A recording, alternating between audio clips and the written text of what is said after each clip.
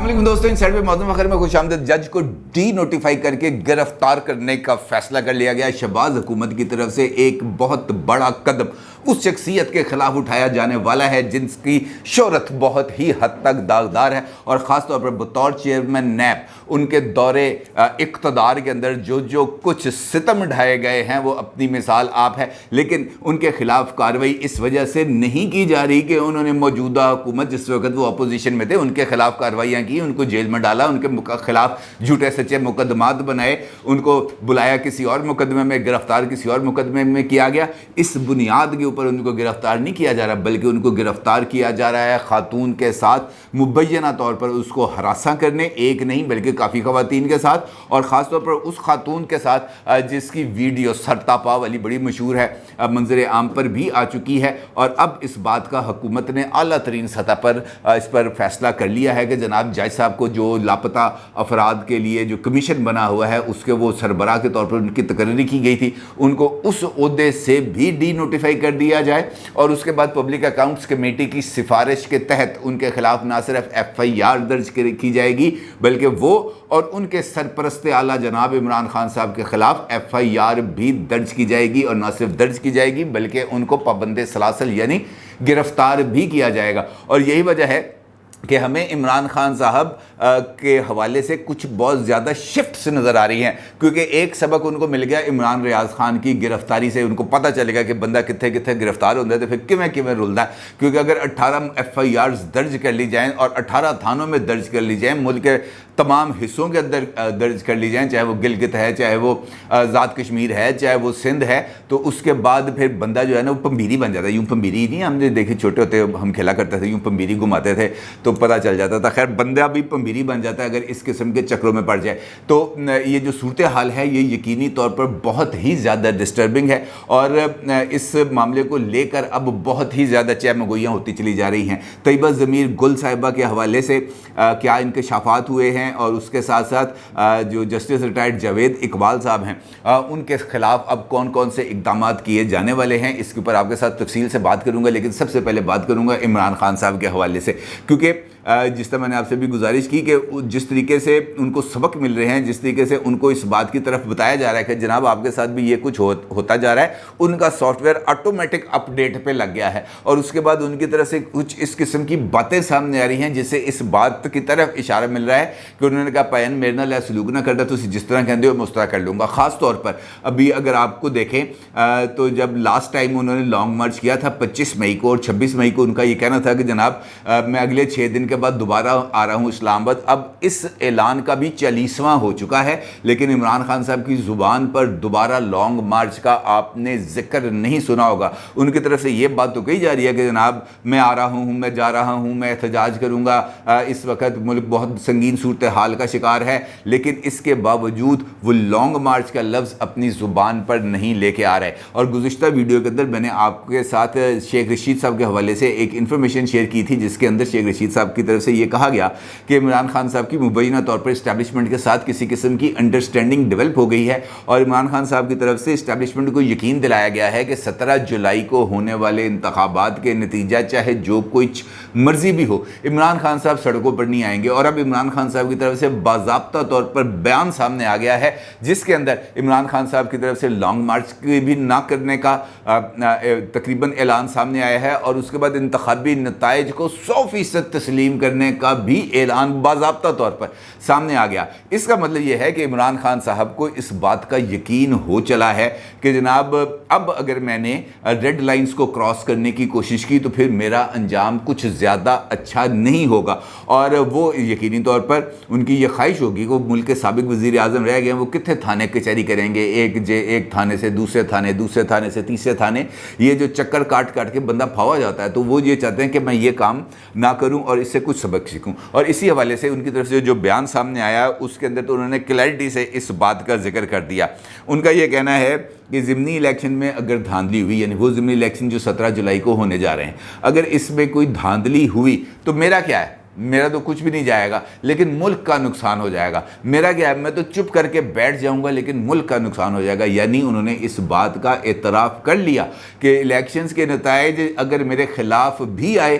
تو میں سڑکوں پر نہیں آؤں گا، میں چپ کر کے بیٹھ جاؤں گا۔ یعنی نہ احتجاج، نہ لانگ مارچ، نہ کوئی نعرہ بازی، نہ ہی کسی قسم کی کوئی درفتنی نئی سے نئی جو وہ چھوڑتے رہتے ہیں، اس قسم کا کام ان کی طرف سے اب نہیں ہوگا۔ یعنی وہ جو سافٹ ویئر لگا ہوا تھا جس کو اپ ڈیٹ کرنے کی کوشش کی جا رہی تھی، صرف 2 مثالوں سے وہ software automatic update پر لگ گیا ہے اور ہر گزرتا دن اس کی طرف اشارہ کر رہا ہے کہ جناب یہ سافٹ ویئر اپ ڈیٹ ہو رہا ہے۔ بلکہ ایک اور مثال مجھے یاد آ گئی تازہ ترین، وہ فواد چودھری صاحب کی ہے۔ اور فواد چودھری صاحب تو آپ کو پتہ ہے کہ وہ عمران خان صاحب کی بعض دفعہ پالیسیوں سے بھی ہٹ کر بات کر دیتے ہیں۔ ان کی طرف سے بھی ایک بیان سامنے آیا ہے جس کے اندر ان کا یہ کہنا ہے کہ army chief general Qamar Javed Bajwa صاحب اور D G I S I lieutenant general Nadeem Ahmed Anjum صاحب کی طرف سے واضح طور پر اس بات کا اعلان ہو چکا ہے کہ وہ نیوٹرل ہو چکے ہیں۔ ایک دفعہ نہیں 2 دفعہ ان کی طرف سے باضابطہ طور پر پیغام بھی آیا ہے اور ان کی طرف سے اپنے اداروں میں اس بات کی ہدایات واضح طور پر جاری کر دی گئی ہیں۔ اب اس کے ساتھ ضروری ہے، فواد چودھری صاحب یہ کہتے ہیں کہ انٹیلیجنس بیورو یعنی آئی بی والے بھی چیف آف آرمی سٹاف اور D G I S I کی پیروی کریں اور وہ بھی اپنے ادارے کو ڈی پولیٹیسائز کریں، کیونکہ اس کے نتیجے میں جو ایک پائیدار جو سیاسی عمل ہے اس کی بنیاد بن سکتی ہے۔ اب دیکھنے میں تو یہ تجویز بہت اچھی ہے، اس کے اندر کوئی دو رائے نہیں کہ کوئی بھی ادارہ اس کو صرف اور صرف سیاسی مقاصد کے لیے استعمال نہیں کیا جانا، چاہے وہ آئی بی ہے، چاہے وہ اسپیشل برانچ ہے، ان کے جو کام ہیں ان کو وہ کرنے چاہیے اور جس کام کے لیے ان کے جو دائرہ اختیار کا تعین کیا گیا ہے ان کو اس دائرے میں رہنا چاہیے۔ لیکن پرابلم وہاں پہ ہوتی ہے جب اقتدار میں موجود شخصیات اس دائرے کو بریچ کرنے کے لیے خود فرمائشیں کرتے ہیں، جا کے کہتے ہیں جناب میرے لیے ذرا ووٹ پورے کر دیو، میرے ذرا نمبر کٹنے، میرے ذرا نمبر پورے کر دیو، یہ فلاں پارٹی جو ہے یہ بجٹ پہ ووٹ نہیں دے رہی، ذرا اس کو ایک ٹیلی فون کر دیں، آپ کی بڑی مہربانی ہوگی۔ آئی بی والوں سے کہا جائے کہ جناب ذرا یہ فلاں بندہ ہے میں بہت تنگ کر رہا ہے، اس کو ذرا 2 ٹیلی فون تو ٹھوک دو۔ تو اس قسم کے کارروائیوں کے لیے حکومت کی طرف سے خود درخواستیں جاتی ہیں اور جب درخواستیں جاتی ہیں تو پھر ان کے بعد عمل درآمد شروع ہو جاتا ہے۔ جب ایک دفعہ یہ روایت پڑ جائے تو پھر یہ معاملہ آگے ہی جاتا ہے، یہ پیچھے کی طرف نہیں آتا۔ اب عمران خان صاحب اور فواد چودھری صاحب دونوں بنیادی طور پر automatic software update کے اوپر ہیں اور وہ آہستہ آہستہ سافٹ ویئر اپ ڈیٹ ہو رہا ہے۔ اشارے بڑے کلیئر ہیں، اشارے بہت ہی زیادہ کلیئر ہیں اور اس جو کلیئرٹی ہے وہ اب نظر آنا شروع ہو گئی ہے اور اس کے نتیجے میں جو اعلانات ہیں وہ بھی سامنے آ رہے ہیں اور اس کے ساتھ ساتھ یہ جو فرمائشیں ہیں یہ کہہ دینا کہ یار تہاڈی مہربانی ذرا الیکشن دے وچ مداخلت نہ کرنا، آپ کی بڑی مہربانی ہوگی، الیکشن صاف و شفاف ہوں، یہ آپ کا رائٹ ہے، یہ آپ کو کرنا چاہیے، لیکن اس بات کو اس طریقے سے کرنا کہ جناب نیوٹرلز کے ساتھ مذاکرات صرف اور صرف اسی صورت ہوں گے جب ایجنڈا الیکشنز کا ہوگا۔ تو سوال یہ پیدا ہوتا ہے کہ الیکشنز نیوٹرلز نے تو نہیں کرانے نا، الیکشنز کی بات اگر آپ نیوٹرلز کے ساتھ کریں گے تو نیوٹرلز نے بھی وہ بات جا کے پولیٹیکل پارٹیز کے ساتھ، پولیٹیکل الائنسز کے ساتھ یا موجودہ حکومت کی جو سربراہی جو کر رہے ہیں جناب شہباز شریف صاحب انہی کے ساتھ جا کے کرنی ہے۔ تو بہتر نہیں کہ اس معاملے میں بھی اگر عمران خان صاحب مناسب سمجھے تو یہ زیادہ آبرومندانہ طریقہ ہے۔ وہ یہ جو بیساکھیوں کے سہارا ہے اس سے ہمیشہ کے لیے جان چھوٹ جائے گی۔ بہتر یہ ہوگا کہ وہ خود شہباز شریف صاحب کو دعوت دیں کہ جناب میں آپ کے ساتھ براہ راست ملاقات نہیں کروں گا، ایک کمیٹی بنا دیں، آپ ایک کمیٹی بنا دیتا ہوں میں، اس کمیٹی کے درمیان آپ گفتگو شروع کریں اور اس کا جو بنیادی جو اس کا جو دائرہ کار ہوگا وہ نئے الیکشن کی تاریخ ہوگا اور بہت اچھی روایت پڑے گی اور اس سے یہ جو سیاسی خلیج ہے، یہ جو سیاسی تنگی آئی ہوئی ہے اس وقت، اس سے بھی بہت ہی حد تک نجات ملے گی۔ لیکن عمران خان صاحب کو واضح طور پر یہ کہتے ہیں کہ میں نے تو ان کے ساتھ ہاتھ نہیں ملانا، بلکہ شہباز شریف صاحب جب اپوزیشن لیڈر تھے وہ اس بات کا شکوہ کرتے تھے کہ عمران خان صاحب اگر مجھے کوئی لیٹر لکھتے ہیں تو وہ صرف لکھتے ہیں مسٹر شہباز شریف بھی نہیں لکھتے، وہ تو لکھتے ہیں اپوزیشن لیڈر نیشنل اسمبلی۔ وہ تو اگر ایک بندہ نام لکھنے بھی گوارا نہیں کرتا تو بات کرنا کیسے، بڑا مشکل صورتحال ہے۔ لہٰذا یہ جو سافٹ ویئر اپ ڈیٹ ہے اس کی طرف اب کچھ زیادہ تیزی کے ساتھ شاید کام ہوگا، لیکن 17 جولائی کے الیکشنز واقعتاً میک اینڈ بریک ثابت ہو سکتے ہیں، چاہے وہ حکومت کے لیے ثابت ہوں، اور چاہے وہ اپوزیشن کے لیے ثابت ہوں، اور اگر واقعتاً ادارے غیر جانبدار رہے، کسی قسم کی کوئی مداخلت نہ ہوئی، پولیٹیکل پارٹیز کو اپنے اپنے انداز کے اندر الیکشن لڑنے دیا گیا، الیکشن کمیشن ٹوٹلی اس الیکشن کی شفافیت کو یقینی بنانے کے لیے ہر قدم اٹھائے، تو اس سے جو بہتری آئے گی ہمارے پورے کے پورے انتخابی پروسیس میں بھی اور ہمارے سیاسی عمل میں بھی۔ لیکن کیا کرے، اب وہ تمام شخصیات جو جن کو رکھا کسی اور مقصد کے لیے گیا تھا، کام وہ کوئی اور کرے، وہ اگر اس قسم کی وہ جو چیزیں سامنے آئیں تو پھر خاصی پرابلمز کریٹ ہو جاتی ہیں۔ جسٹس جاوید اقبال صاحب کی مثال ہمارے سامنے ہے، ان کو رکھا گیا تھا لاپتہ افراد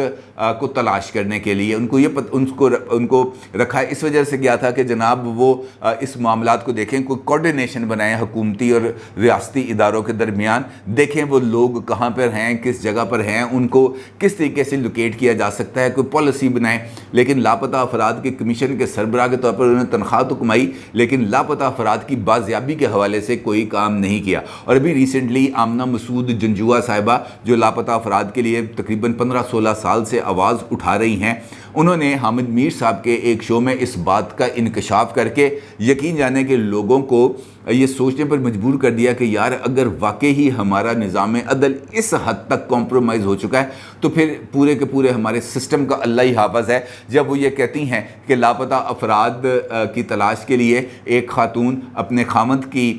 تلاش کے لیے رابطہ کرتی ہے، وہ جسٹس جاوید اقبال صاحب کے پاس جاتی ہے، ان سے کہتی ہے کہ جناب میرے خامند کو تلاش کیا جائے، تو وہ آگے سے جو مطالبہ کرتے ہیں وہی اتنا زیادہ شرمناک ہے اور اتنی زیادہ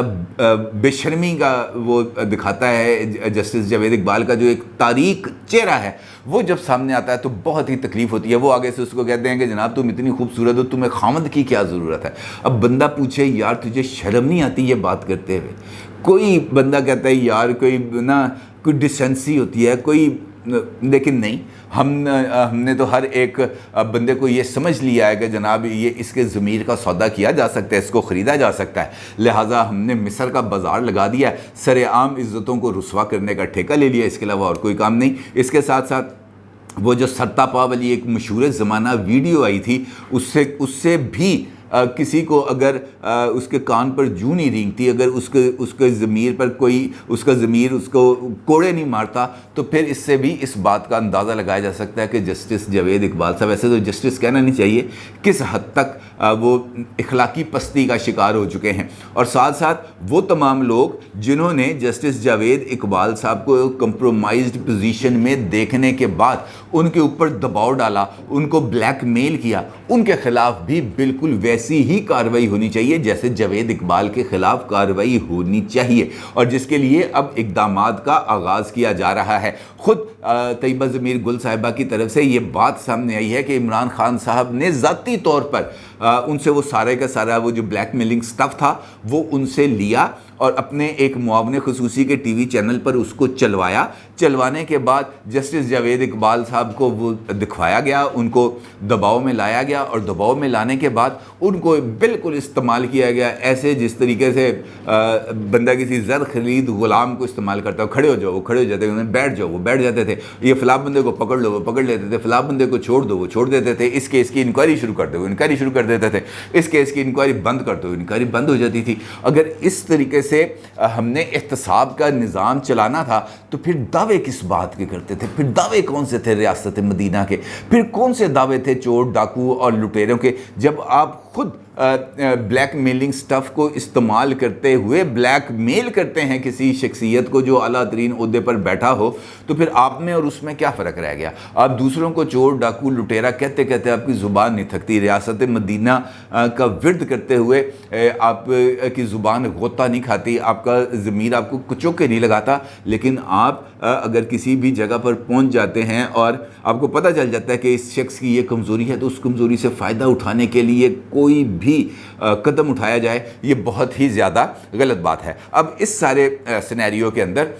جو پبلک اکاؤنٹس کمیٹی تھی اس کا اجلاس ہوا، نور عالم خان صاحب جو چیئرمین ہیں اس کمیٹی کے، اچھا اس کمیٹی کے اجلاس میں وہ خاتون جس کا میں نے سب سے پہلے ذکر کیا جن کے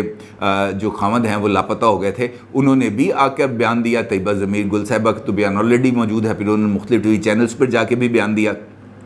جو بات سامنے آئی اس پر نور عالم خان صاحب نے بہت ہی زیادہ غصے کا بھی اظہار کیا، برہمی کا بھی اظہار کیا، اور انہوں نے کہا جناب یہ تو قابل تعزیر جرم ہے، ان کے اوپر اس پر FIR کاٹنی چاہیے، اور انہوں نے مطالبہ کیا حکومت سے، ان سے کہا کہ جناب یہ جو سابق جج صاحب ہیں ان کو ڈی نوٹیفائی کریں، ان کا کام کوئی نہیں ہے کہ یہ لاپتہ افراد کی